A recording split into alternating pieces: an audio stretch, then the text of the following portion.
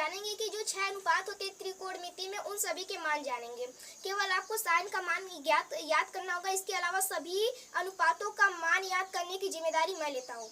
बहुत ही ट्रिक से और मजेदार होने वाली आज की सेशन, इसलिए वीडियो को लाइक करना मत भूलिएगा, चैनल को सब्सक्राइब करना मत भूलिएगा। चलिए हम बिना किसी देर के वीडियो को शुरू करते हैं और सीधे टॉपिक पर आते हैं। देखिए यहाँ पर केवल आपको साइन का मैं लिख दे रहा हूँ। साइन 0 का मान 0 होता है, साइन 30 का मान 1/2 होता है, और साइन 45 का मान 1/2 करड़ी में 2 होता है, और साइन 60 का मान करड़ी में 3/2 होता है, और साइन 90 का मान 1 होता है।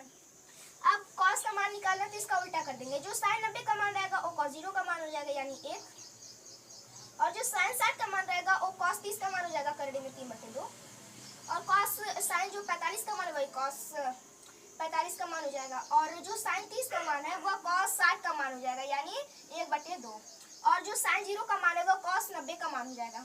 हम जानते हैं कि यदि tan का मान निकालना हो तो हम यदि साइन में cos से भाग दे देंगे तो हमें tan का मान भी ज्ञात हो जाएगा। तो हम वही काम करेंगे यहाँ पर भी।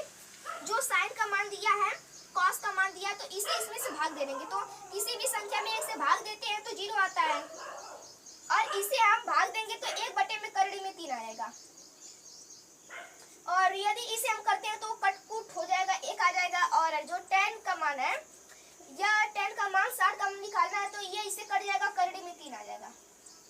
केवल आपको इसमें भाग दे देना है। इसके बाद जो tan 90 का मान निकालना है तो किसी भी संख्या में 0 से भाग देते हैं तो अनंत आता है, तो अनंत इसका मान हो जाएगा tan 90 का मान। और cot का मान निकालना है तो cot जानते हैं आप किसका उल्टा होता है, tan का उल्टा होता है। तो tan 90 का जो मान अनंत है उसे हम cot 0 का मान रख लेंगे। इसके बाद जो tan 60 का मान है वह cot 30 का मान हो जाएगा यानी करड़ी में 3।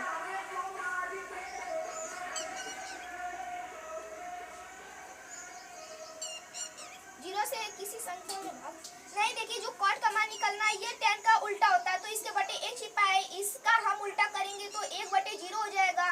तो 0 किसी संख्या से भाग देंगे तो अनंत आ जाएगा। और cot इसका मान निकाल तो इसका उल्टा कर देंगे तो करड़ी में 3 आ जाएगा, इसका उल्टा करेंगे तो 1 ही आएगा।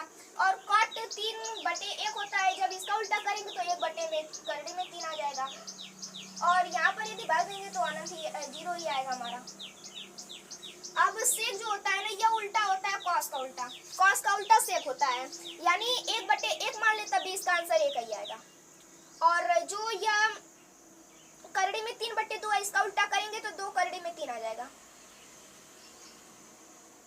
इसके बाद सेक 45 का मान निकालना है तो cos 45 का मान 1/2 होता है, तो करड़ी में 2 हो जाएगा हमारा इसका मान।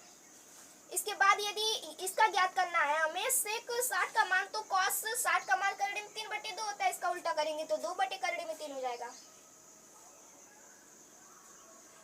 नहीं यहाँ पर है ना तो 2 हो जाएगा, 2 हो जाएगा क्योंकि ये वाला है ना, ये वाला।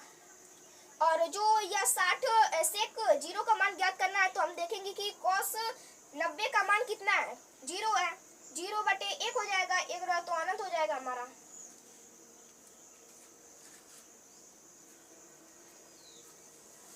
इसके बाद जो कौशिक होता है ये साइन का उल्टा होता है।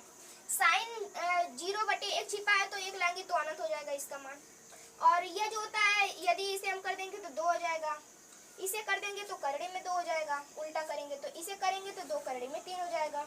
इसी तरह से आप आसानी तरह से निकाल सकते हैं दिमाग लगाकर, 1/1 तो 1 आंसर हो जाएगा।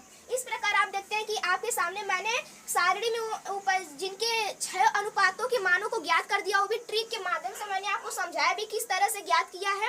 आप भी इस तरह से चाहे तो ज्ञात करके याद कर सकते हैं और बोर्ड परीक्षा में 100 आउट ऑफ 100 नंबर ला सकते हैं मैथ में और जिला टॉपर बन सकते हैं आप भी।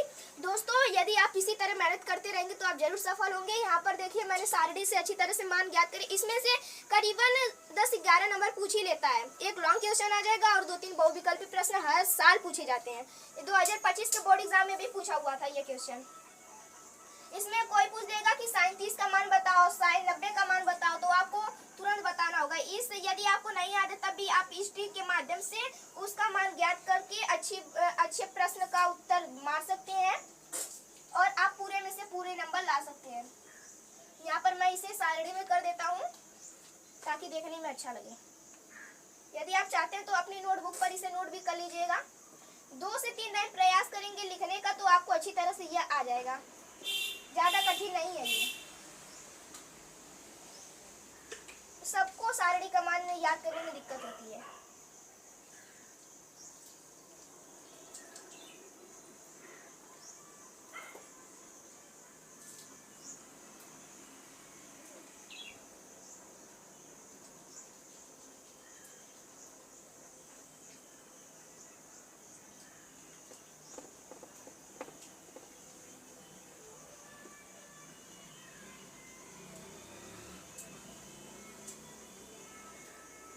देखिए मैंने इसे सारणी में कर दिया। आप अपनी नोटबुक पर चाहते हैं तो इसे उतार लीजिएगा। चलिए आज की सेशन को यहीं पर एंड करते हैं। मिलते हैं किसी अगली वीडियो